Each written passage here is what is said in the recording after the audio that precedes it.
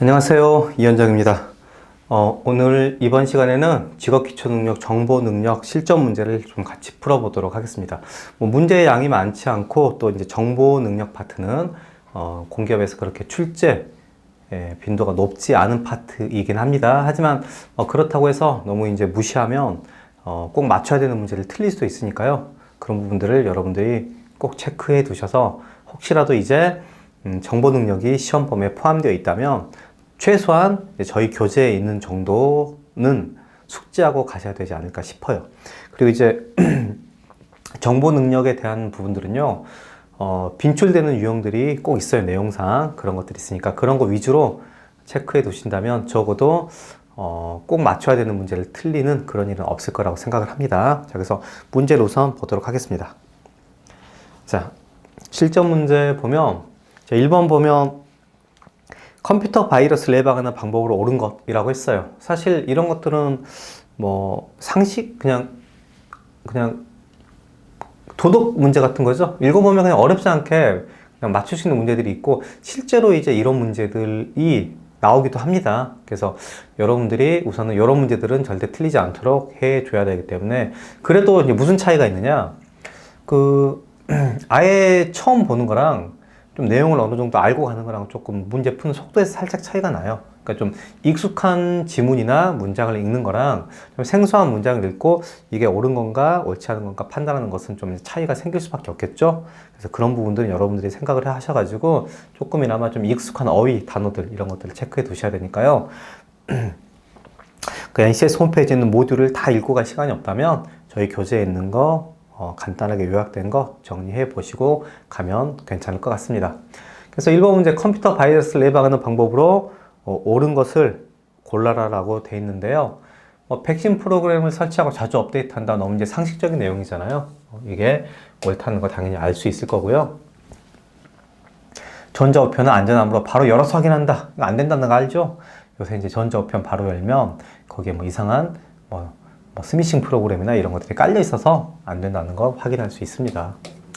인터넷에서 자료를 받아서 근데 이런 것들은 이제 니은 같은 경우는 묘하게 문장 같은 걸 구성해서 잠깐 착각하게 할 수도 있어요. 그래서 아주 중요한 전자우편은 즉각 확인해야 된다 이런 식으로 해가지고 뭔가 약간은 뉘앙스 자체를 옳게끔 유도, 그러니까 막 급한 마음을 이용해서 살짝 이렇게 착각을 유도하는 경우들이 있으니까요. 좀 꼼꼼하게 읽어보셔야 됩니다.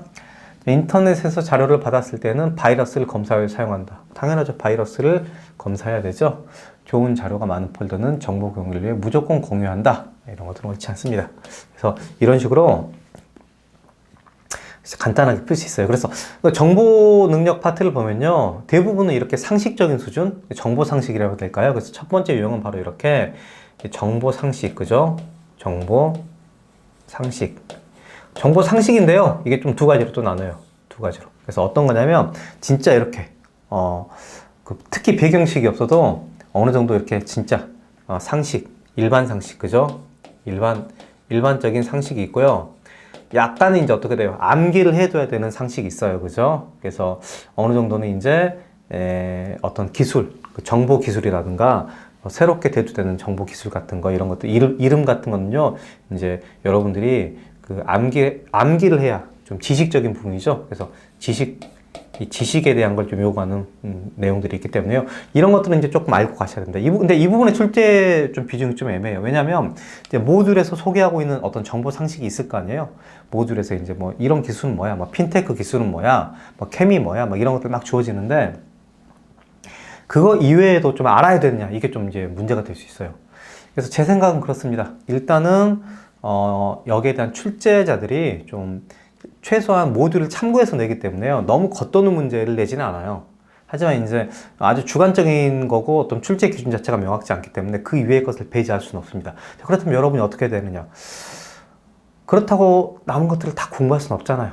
결국에는 제 생각은 일단 최소한의 것들을 정리를 하자. 그래서 적어도 모듈. 그게 안 된다면 이 교재에 있는 문제에서 주어진 내용들만이라도 상식적인, 지식에 대한 상식적인 부분들은 공부를 해 가자라는 게 이제 제 생각입니다.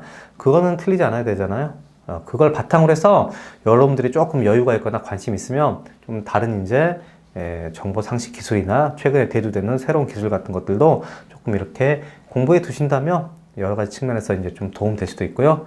좀 뜻밖의 문제가 출제됐을 때 본인이 맞출 수 있다면 더 이제 합격 확률이 높아지겠죠. 그래서 그렇게 좀 긍정적으로 생각해 주시면 될 것 같아요. 자, 그래서 정보 상식, 일반 상식, 지식에서 이런 문제들을 주로 내고요. 이런 것들이 이제 조금 너무 이제 같은 문제들이 반복해서 나오거나 그런 게 상황이 있기 때문에요. 이런 것들 사례화해서 이제 사례화해서 사례식으로 문제 구성하는 거. 사실 깊이 있게 들어보면 별 문제는 아니죠. 그래서 사례식으로 구성하는 문제들이 요새 많이 출제되고 있고요. 그 다음에 이제 정보 좀 기술 파트. 그래서 컴퓨터 활용 능력이 여기 하위 능력으로 있잖아요. 그래서 이 컴퓨터 활용 능력, 그죠? 컴퓨터